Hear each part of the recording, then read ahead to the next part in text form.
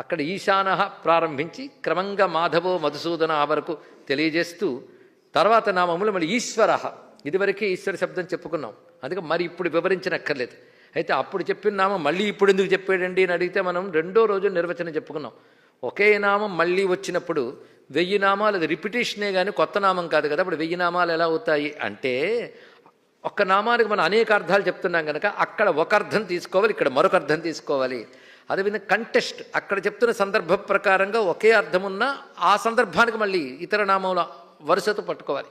ఇక్కడ ఈశ్వర అంటే సర్వశాసకుడు అని అర్థం, ప్రాణరూపుడుగా శాసించేవాడు కూడా ఆయనే గనక ఈశ్వర. తర్వాత విక్రమి, విక్రమి అంటే విక్రమము కలవాడు, విక్రమం అంటే పరాక్రమం కలిగినటువంటి వాడు, ఇది ప్రధానం. వాడు విక్రమవంతుడు అంటూ ఉంటాం కదా, అంటే ఇంకొకరిని ఆక్రమించడమే, విశేషముగా ఆక్రమిస్తే విక్రమం అంటే వాడిని మించిపోయి వీడుంటే విక్రముడు, అది అర్థం. ఒకడిని మించి తాను ఉన్నప్పుడు విక్రముడు అవుతున్నాడు. అంటే ఇంతవరకు వాడే గొప్ప అనుకుంటున్నాం, వాడికంటే గొప్పవాడు రాగానే వీడు పక్కకు పోయాడా లేదా అంటే వాడిని వీడు మించిపోయాడు, అలాంటి వాడిని విక్రముడు అంటారు. అలా మనం ఆలోచిస్తే అసలు విక్రముడు భగవానుడే, ఆయన మించి మరొకడు లేడు, అన్నిటినీ మించిపోయి ఉన్నటువంటి వాడు గనక. అందుకే పైగా ఇక్కడ ఈ నామములు ఏవైతే ఉన్నాయో విష్ణువుకి చక్కగా సరిపోతాయి. అందుకే వరుస చూద్దాం ఒక్కొక్కటి అనుబంధం. విక్రమి, విక్రమవంతుడు. అందుకే ఇదం విష్ణుర్ విచక్రమే త్రేదా నిదదే పదం సమూఢమస్య పాగుంసురే అని ఋగ్వేదంలో విష్ణు సూక్తంలోనే ఇదం విష్ణుర్ విచక్రమే. విచక్రమే అంటే విశేషించి క్రమించిన వాడెవడో, క్రమించిన వాడంటే మించిపోయిన వాడెవడో అతడు. అందుకే విక్రమం అంటే శౌర్యమని, మించిపోయి ప్రకాశించడమని చెప్తాం. నారాయణని మించిన శౌర్యం ఎవరుకున్నదండి? జగత్తుని క్షోభ పెట్టేటటువంటి ధనుజుల్ని కూడా తన శౌర్యంతోనే నిగ్రహిస్తున్నాడు కనుక ఆయన మించిన విక్రముడు ఎవడున్నాడు? అయితే ఆ విక్రముడు ఎలా చేస్తున్నాడు అంటే శాసిస్తున్నాడు లోకాన్ని, ఆ శాసన శక్తితో విక్రమిస్తున్నాడు. అందుకే తర్వాత నామం ధన్వి. ధన్వి అంటే ధనుస్సు ధరించినవాడు ధన్వి. వెంటనే మనకు గుర్తొచ్చేది రామావతారం, ధనుస్సు ధరించిన అవతారం అంటే అదే. అందుకే విష్ణువుగా ఉన్నప్పుడు ఒకప్పుడు ధనుస్సు అడిగిందిట. విష్ణువు ధనుస్సు పేరు మనకు తెలుసు కదా, శార్ంగధన్వా. శార్ంగమ అని ధనుస్సు యొక్క పేరు. శార్ంగధన్వా వృషీకేశ పురుషోత్తమ అంటూ రామాయణంలో రామచంద్రమూర్తిని చూసి బ్రహ్మదేవుడు చేసిన స్తోత్రం వస్తుంది. నువ్వు శార్ంగధన్వుడు. రామాయణంలో చెప్పడంలో విశేషం ఏంటంటే ఒకప్పుడు శార్ంగధనువు వైకుంఠంలో స్వామిని అడిగిందిట, స్వామి నువ్వు యుద్ధాలకు వెళ్ళినప్పుడు సుదర్శన చక్రం ఎక్కువ వాడేవు, శంఖం ఉందే ఊదడానికే, కొట్టడానికి కాదు, గదతో కొట్టావు. హిరణ్యాక్షుని గదతో కొట్టాడు ఆయన. ఇలా గదతో కొట్టిన సందర్భాలు, చక్రం సందర్భాలు ఉన్నాయి కానీ నన్ను ఎక్కువ వాడలేదు కదా అన్నాడు. అంటే ఒక అవతారమంతా నీతోనే పనుంది నాయన అన్నాడు. అదిగే ఆ పట్టుకొచ్చాడు శాంగధన్వ. అది కోదండం మది లేని నిన్ను మదినే కోశాన ఊహింపలేమో దేవా అని రామచంద్ర ప్రభు అనడం జరిగింది. ఇక్కడ కోదండం లేని వాడిని ఊహించలేం, రాముడు అంటేనే మన కోదండంతో కనబడతాయి ఇక్కడ. కనుక ఆ కోదండ రాముడిని స్మరించారు. ఇప్పుడు సరిపోయింది రాముడికి. ఆయన విక్రమి, ధన్వి. ఆ లక్షణాలను రామపరంగా మనకి అన్వయింపబడుతున్నాయి. అంతేకాదు కృష్ణుడు కూడా ధన్వే. మన సరిగ్గా భాగవతం చదవలేదు కానీ అక్కడ జరాసంధుడు యుద్ధానికి వచ్చినప్పుడు అనేక మంది అక్షోహిణి శానలను తీసుకుని వస్తాడు. వస్తే కృష్ణ పరమాత్మ చిన్న నవ్వు నవ్వి ధనస్సు తీసుకుంటాడు. అప్పుడు ఇంత మెత్తగా ఉన్నావు, నువ్వేం యుద్ధం చేస్తావరా, నువ్వు వెళ్ళి మీ అన్నను పంపించు అని అంటాడు జరాసంధుడు. అయినా కృష్ణుడు సమాధానం చెప్పకుండా ధనస్సు ప్రయోగించగానే నిలవలేకపోతాడు.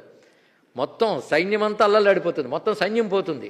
జరాసంధుడు పరాజితుడైపోతాడు. అలా మొత్తం 17 మార్లు దండయాత్రలు చేసి దెబ్బలు తిన్నాడు. అక్కడ ఆయన ధనుస్సు ప్రయోగించిన విధానం, అలాగే రుక్మిణి తీసుకెళ్లేటప్పుడు రుక్మిణితో యుద్ధం చేస్తున్నప్పుడు కృష్ణుడు చూపించిన పరాక్రమం. భాగవతంలో కృష్ణ పరాక్రమం చూడాలండి. వేణువు ఎంత ఊదగలడో ధనుస్సు అంత ఎక్కువ పెట్టగలడే. అటువంటిప్పుడు ఒక్కటే మన భారత యుద్ధంలో ఆయుధం పట్టలేదు. ఎందుకంటే పెద్ద పెద్ద వాళ్ళందరినీ కూడా వీళ్ళు పనిచేసుకున్నారు ప్రతిజ్ఞలు పట్టేసి.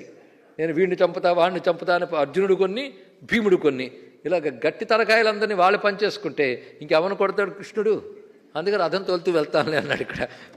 కానీ ఆయన ధనుస్సు పడితే కోదండ కృష్ణుడు కనబడతాడు ఇక్కడ. సరిగ్గా చూస్తే ఆ స్వరూపం అంత గొప్పగా వర్ణించాడు. అలాగే నరకాసుడితో యుద్ధం చేసినప్పుడు కూడా చాలా విశేషం. చాలామంది తెలియక నరకాసుడు యుద్ధం ఏదో సత్యభామ చేసింది అంటారు, కానీ చేసింది కృష్ణుడే భాగవతం ప్రకారం, విష్ణు పురాణం ప్రకారంగా కూడా. కనుక ఆయన పరాక్రమ స్వరూపం. పైగా శాన్గధన్వి గనక రామకృష్ణావతారంలో కూడా విక్రమాన్ని ధనుస్సుతోనే చూపించాడు. ధన్వి అనే మాటకు మరొక విశేషం ఏంటంటే భగవంతుడు ధన్వి ఎప్పుడు కూడా. ధనుస్సు అంటే ఏమిటో తెలియాలి కదా. ధనుస్సు అంటే శాసన శక్తి అని అర్థం ఇక్కడ. ఆయుధం అనే మాటకు శాస్త్ర ప్రకారంగా భగవంతుడు ఆయుధం అంటే ప్రపంచాన్ని శాసించే ఈశ్వర శక్తిని ఆయుధం అంటారు ఇక్కడ. అలాగే అలా శాసించే శక్తి ధనుస్సు. ఆ ధనుస్సుతో శాసిస్తున్నాడు మొత్తం విశ్వాన్ని. మాటివాడికి ధనుస్సు ప్రయోగించక్కర్లేదు, ధనుస్సు పట్టుకుంటే చాలు ప్రతివాడు కూడా లొంగుతాడు. అలా ఈశ్వర శాసన శక్తి. నమస్తే అస్త్వాయుధాయ అనాథతాయ దృష్టవే అని రుద్రంలో మనం చెప్తున్నాం ఇక్కడ. ఆయుధము అనే వాటికి ఇదే అర్థం ఇక్కడ. అందుకే శాసన శక్తి అయిన ధనువు కలిగినటువంటి వాడు. పైగా ధనువు అంటే బాధించున్నది అని కూడా అర్థం, ఒక అర్థం. అందుకే ధను అనేది రోగమునకు కూడా పేరు చెప్పారు. బాధించేటువంటివి ధనుర్వాతం వచ్చేది వింటూ ఉంటాం మనం. బాధించేది, సృష్టిలో బాధించే శక్తి ఒకటి ఉంది, రక్షించే శక్తి ఒకటి ఉంది. రెండూ ఈశ్వరుడివే. అంతే కదా, సూర్యుడు వేసవిలో నిలబడితే బాధిస్తున్నాడు. సూర్యుడు ఒక్కర్లేదని ఒక్కడు అనమనండి, అది ఉంటుంది ఈశ్వరుల్లో. అది కూడా ఒక విధంగా లోకానికి అవసరమే. వైద్యుడు పొడిచేటప్పుడు బాధిస్తాడు కదా, కనుక ఆ శక్తిని కూడా భగవంతుడిగా చూసి ఘోర అఘోర రూపములుగా భావిస్తున్నాం కనుక తచ్చక్తిగా ఉన్నటువంటి వాడు ధన్వి, శాసక శక్తిగా ఉన్నవాడు ధన్వి. అదేవిధంగా ధనుస్సు ధరించిన వాడు ధన్వి. 3 రకాల అర్థాన్ని చెప్పుకుంటూ ఇలాంటి శాసన శక్తితో లోకాన్ని నడిపేటువంటి ఆయన కంటే మేధావి మరొకడు లేడు. ఇది తెలుసుకో. తెలివైన వాళ్ళు అంటారే, తెలివికి అర్థమైన తెలివి ఆయన స్వరూపం. అందుకే మేధావి విక్రమక్రమ అన్నారు ఇక్కడ.